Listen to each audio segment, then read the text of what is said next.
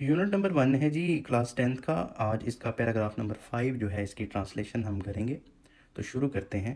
دا رسول اللہ صلی اللہ علیہ وآلہ وسلم, رسول اللہ صلی اللہ علیہ وآلہ وسلم واز تھے سو بہت ویل نون, مشہور, فار ہز جسٹس, کس کے لیے مشہور تھے جی؟ اپنے انصاف کے لیے.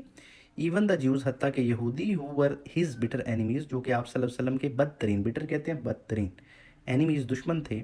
براٹ لاتے, براٹ برنگ کی دوسری فارم ہے, پاسٹ انڈیفینیٹ ہے, اس وجہ سے یہاں پر ورب کی سیکنڈ فارم لگی ہے. براٹ دیر سوٹس, اپنے مقدمات لے کر آتے, دیر اپنے, پوزیسو کیس آف پروناؤن, دیر جو ہے وہ پوزیسو کیس آف پروناؤن ہے, تو یہ دے کی پوزیسو کیس ہے, دی سبجیکٹیو کیس ہے اور دیر جو ہے وہ پوزیسو کیس ہے.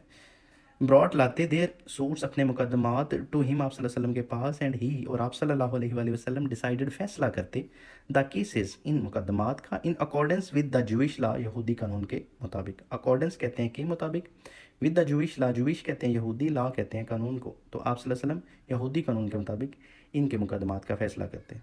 تو اس پورے سینٹینس کا ترجمہ ہوگا کہ رسول اللہ صلی اللہ علیہ وسلم انصاف کے لیے اتنے مشہور تھے کہ حتیٰ کہ جیوز بھی, جو کہ آپ کے بدترین دشمن تھے, اپنے مقدمات آپ صلی اللہ علیہ وسلم کے پاس لے کر آتے اور آپ صلی اللہ علیہ وسلم یہودی قانون کے مطابق ان کے مقدمات کا فیصلہ کرتے. ہی صلی اللہ علیہ وآلہ وسلم, آپ صلی اللہ علیہ وآلہ وسلم, very strictly followed the commandment of اللہ, آپ صلی اللہ علیہ وسلم بڑی سختی سے اللہ کے حکموں کو مانتے. اسٹرکٹلی کہتے ہیں سختی سے, فالوڈ مانتے یا پیروی کرتے, کمانڈمنٹ کہتے ہیں حکم کو, اور اس پورے سینٹینس کا ترجمہ ہوگا کہ آپ صلی اللہ علیہ وسلم اللہ کے حکم کو بڑی سختی سے مانتے. If they come to you, اگر وہ آپ کے پاس آئیں, ایدر جج بٹوین دیم, کہ ان کے درمیان فیصلہ کرو, اور ڈکلائن ٹو انٹرفیئر, یا مداخلت سے باز رہو.